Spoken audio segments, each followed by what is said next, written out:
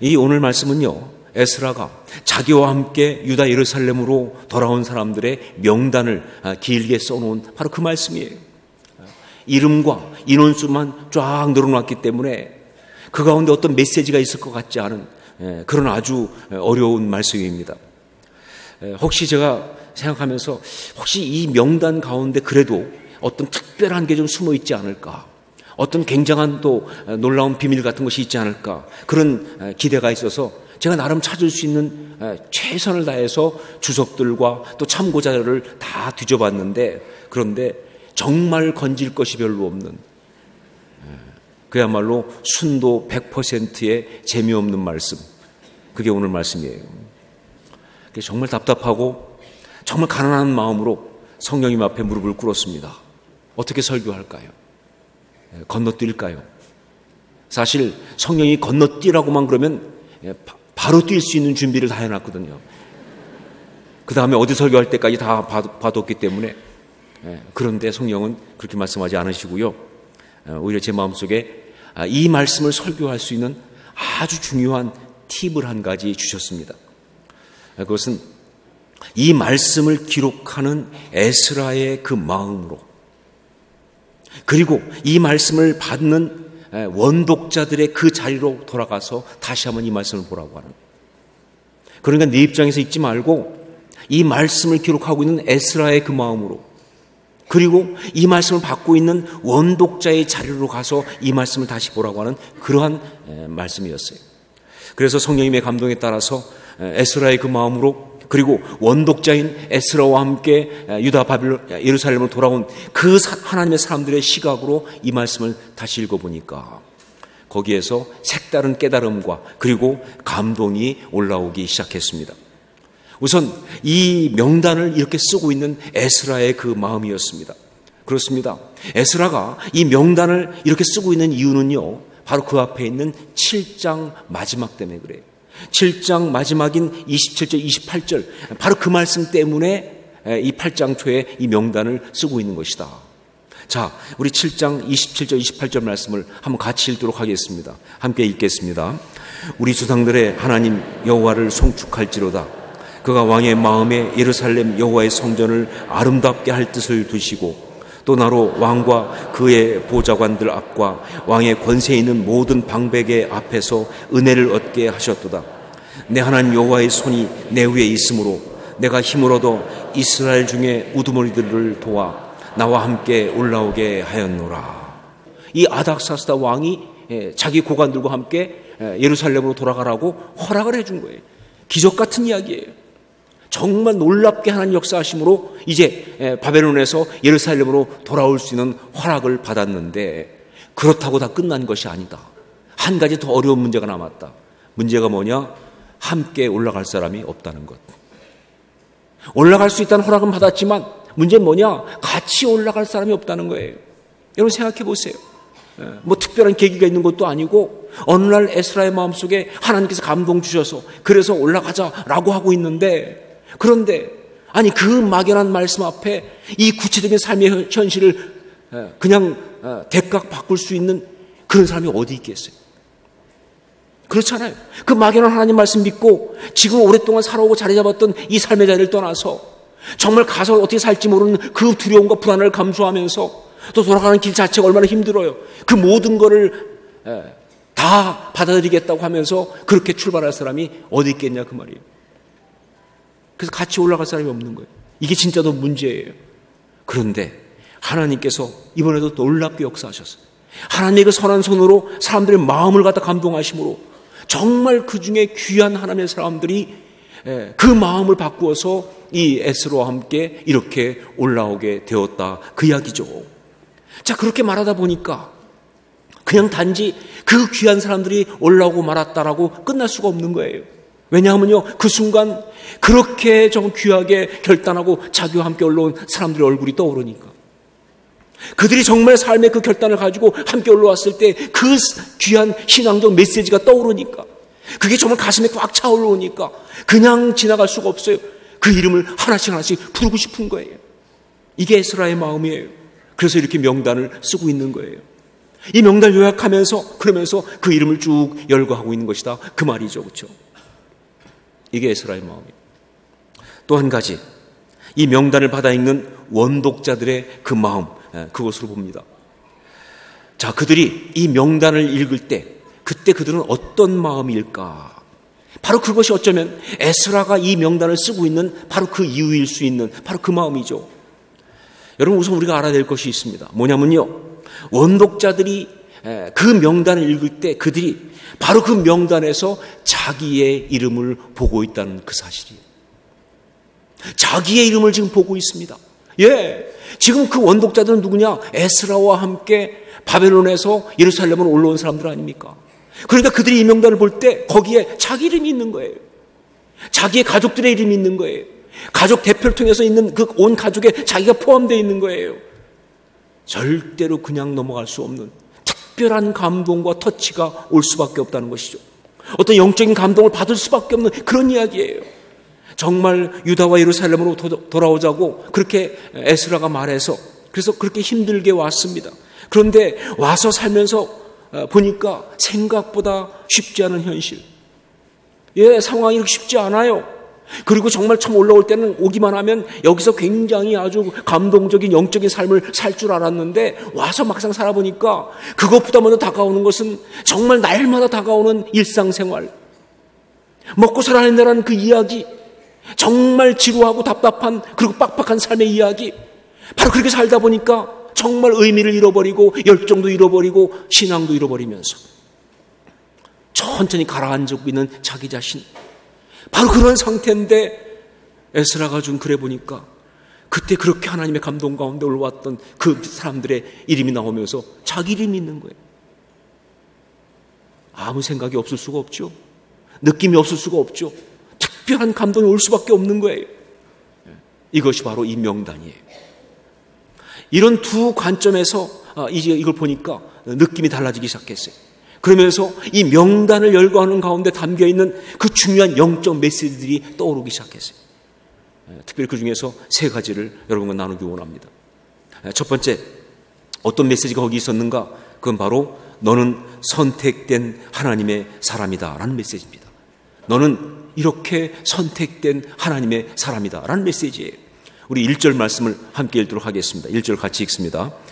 아닥사스다 왕이 왕위에 있을 때에 나와 함께 바벨론에서 올라온 족장들과 그들의 계보는 이러하니라. 여기 계보는 이러하니라 라는 말, 이 계보라는 말은요, 아마 여러분이 성경을 읽다가 많이 볼 수 있는 말일 거예요. 계보 혹은 다른 곳에서는 족보 이렇게 말합니다. 그런데 이 계보라는 말 혹은 족보라는 말은요, 히브리어로 본다면 두 가지의 단어를 사용하고 있어요. 하나가 뭐냐? 그건 바로 톨레도트라는 단어입니다. 톨레도트. 그리고 또 하나가 뭐냐? 바로 야하스라는 단어입니다. 자, 그런데 이 톨레도트란 말은 어떤 말이냐? 이것은요, 그냥 번역하면 역사, 즉 히스토리예요. 그렇기 때문에 톨레도트란 말을 사용해서 계보는 이러하니라 혹은 족보는 이러하니라 라고 한다면 그게 무슨 뜻이냐? 역사가 이렇게 흘렀다 그 뜻이에요. 시간이 이렇게 흘러가고 있었다 그 뜻입니다. 반면에 이 야하스, 이것은 무슨 뜻이냐? 등록된 이름이란 뜻입니다. 등록된 이름. 그렇기 때문에 야하스가 사용되어서 계보는 이러하니라 라고 했다고 한다면 그 무슨 뜻이냐? 바로 가족으로 등록된 사람들의 명단은 다음과 같다 그 뜻이에요. 즉 이 이름의 사람들이 바로 이 가족들이다 그런 이야기죠. 그렇죠? 자, 이 두 가지 중에서 오늘 이 말씀에 계보는 이러하니라, 여기는 어떤 단어가 사용됐을까요?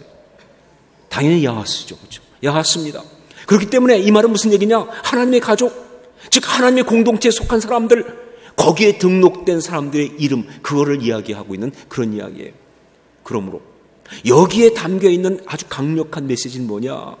에스라가 원독자인 하나님의 사람들에게 이렇게 기록하며 주고 있는 그 아주 강력한 메시지는 바로 뭐냐?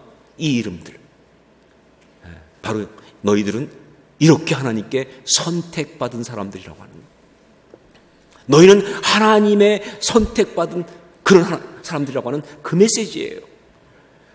이걸 확실하게 볼 수 있는 것이 그 다음에 보는 또 하나의 표현을 보면 알 수가 있습니다. 그 다음부터 계속되고 있는 말씀 중에 보면 반복되는 표현이 하나 나오는 것이 있어요. 2절부터 14절까지 쭉 반복되고 있는데 먼저 우리 2절 말씀을 한번 보도록 하겠습니다. 2절 함께 읽습니다. 비느하스 자손 중에서는 게르솜이요, 이다말 자손 중에서는 다니엘이요, 다윗 자손 중에서는 핫두스요. 여기 반복되고 있는 말이 뭐예요? 중에서는 모두 다가 아니라는 겁니다. 그 중에서 특별히 선택받은 사람들이 너희라는 거예요. 다가 아니고 하나님이 특별히 선택한 사람들, 바로 그것이 너희들이라고 하는 그 이야기입니다. 여러분, 그렇습니다.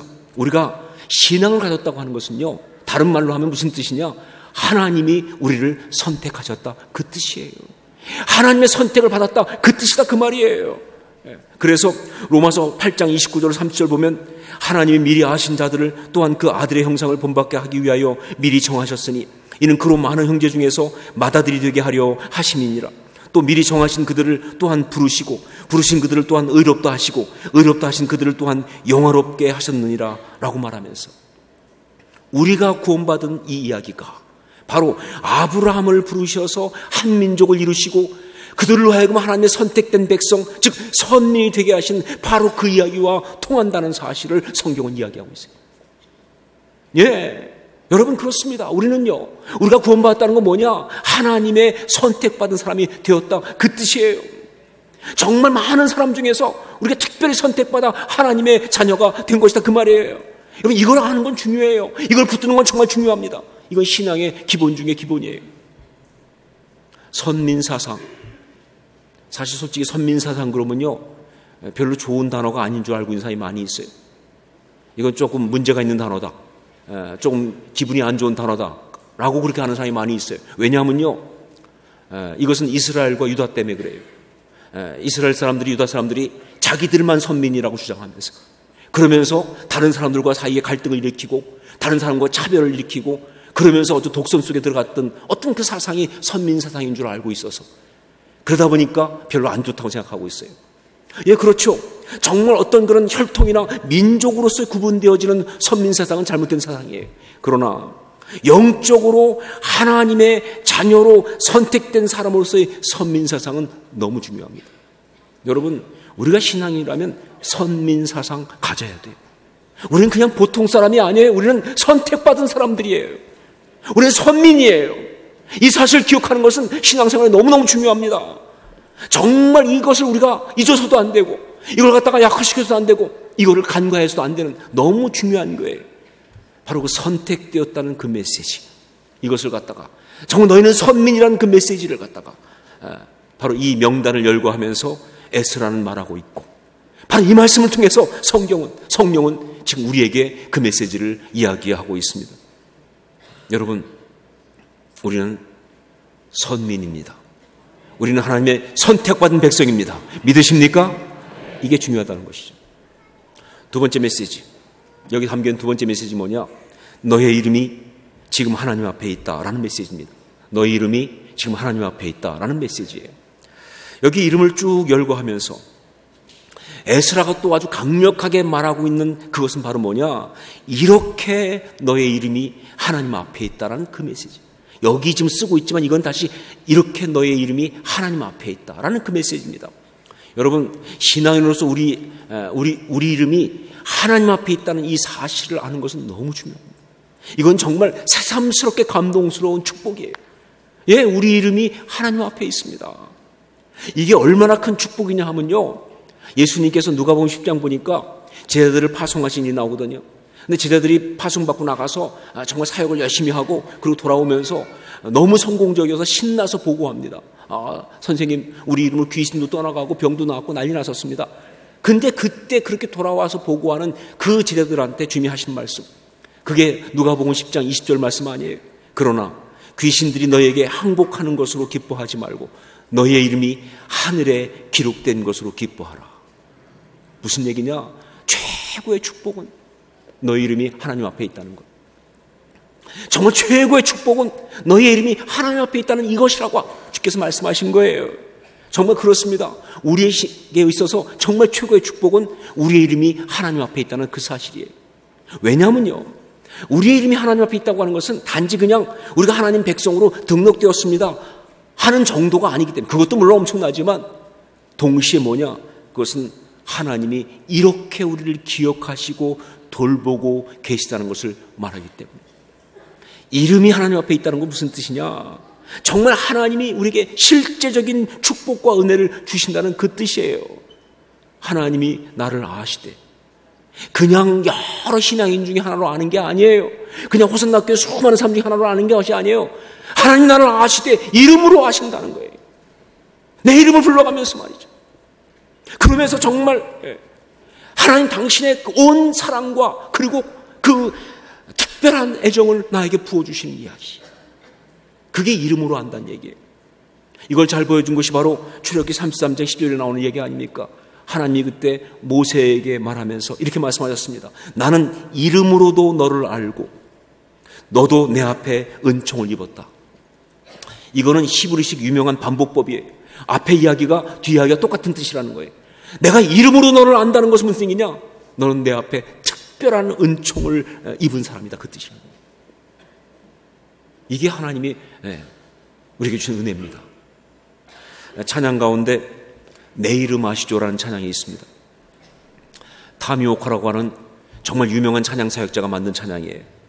그런데 이 타미오카가 이 찬양을 만들게 된 계기가 있습니다. 이 사람이 1990년대 그때 LA에 있는 어셈블리 철치라는 교회에서 찬양 사역자로 사역할 때 이야기예요.